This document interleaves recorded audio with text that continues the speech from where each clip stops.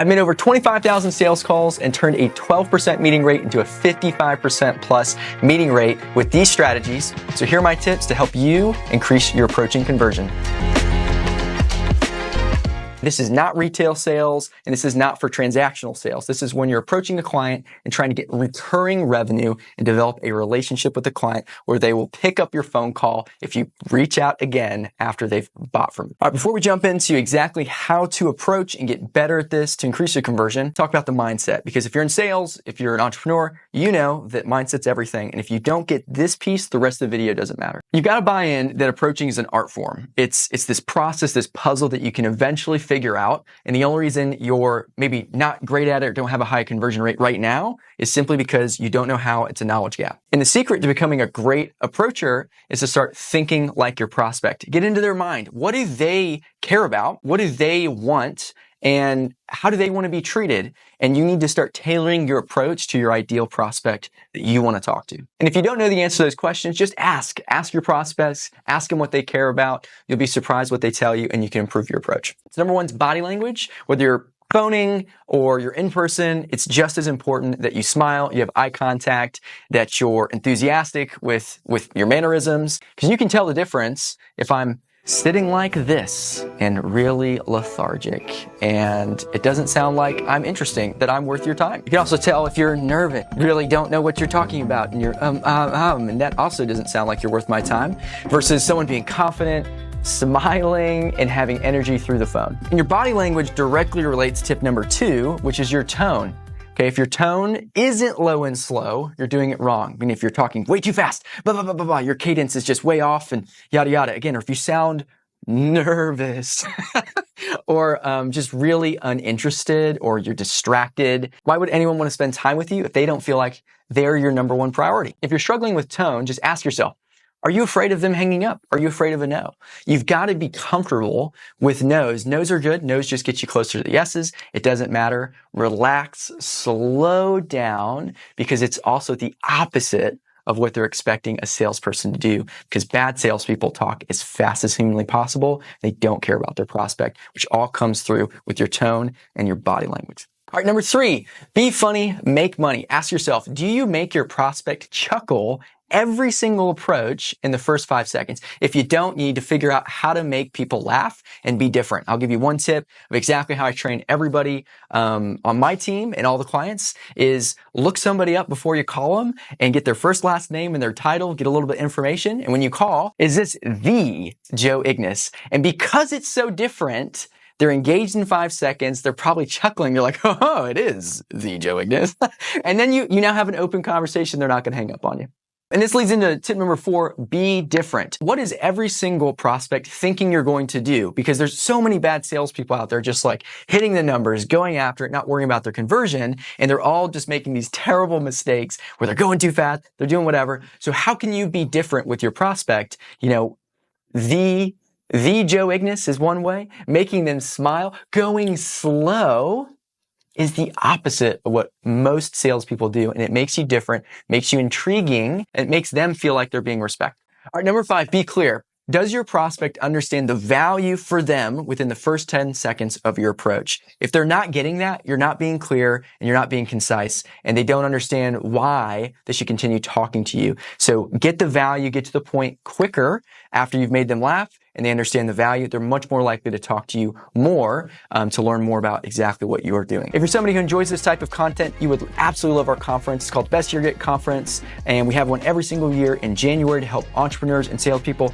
kick off their years to have their best year yet. We believe that every year should be your best year yet, so we line up speakers and bring you resources to help you guys start the year right. If you want to learn more about the conference, just go to the link in the description under conference. And now back to the video.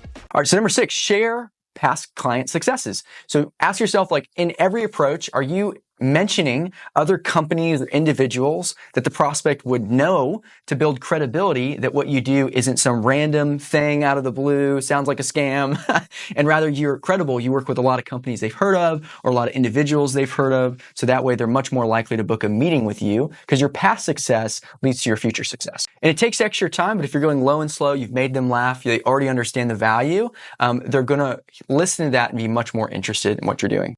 So number 7, set a buying atmosphere. Ask yourself, do you let your prospect know that they won't be sold super hard if they book a meeting with you? You let them know that you're okay with either a yes or a no, and it's no big deal either way, and you're just trying to find the right people and learn more about their needs to see if you can help them reach their goals. And number 8, to finish off the basics of approaching, ask for the meeting and not for the sale. The reason you're doing this is if you ask for the sale too early and you haven't built up any value and give them some sort of price, they go ahead and just tell you no, and you have no opportunity to really help them understand how your product or service will improve their business or their life, depending on whatever the heck it is you're selling. All right, before we jump into the advanced stuff, if you're getting a lot out of this video, if you're serious about increasing your conversion rate with your approaching, we need to talk. So just go to the link in the description and book a meeting or tell us more about your business so we can talk with you. All right, for the moment you've all been waiting for, the advanced approaching section. Here we go. All right, number 1 for the advanced. This is tough to do for most people and most people skip it,